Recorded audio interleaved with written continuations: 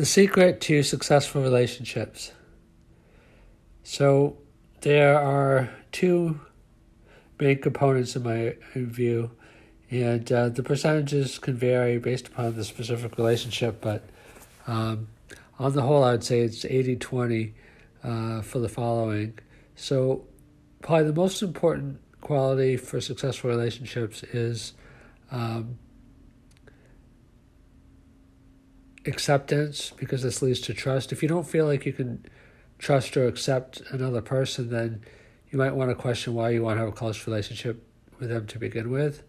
Obviously, with family members, you don't get to choose, but who's in your natural family. But aside from that, you can pretty much choose who you want to interact with, most of the time, in terms of like friends, employers, things of that nature.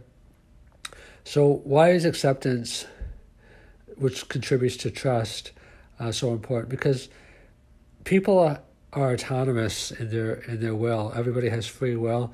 It may seem like when you're younger that you can just try to bludgeon your way through life, but you can't really manipulate people successfully over the long term. People have to feel cared for, nourished, accepted, valued, all those good things, which is probably like all related.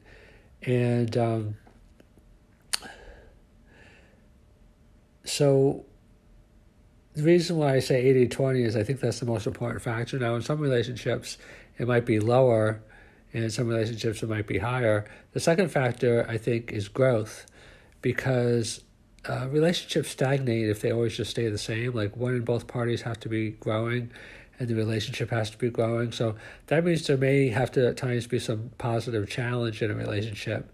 You may have to, have a serious talk, or delve into certain issues, because if you just accept 100%, that's not good. And some people do; they're like total people pleasers. It's good to accept 80%.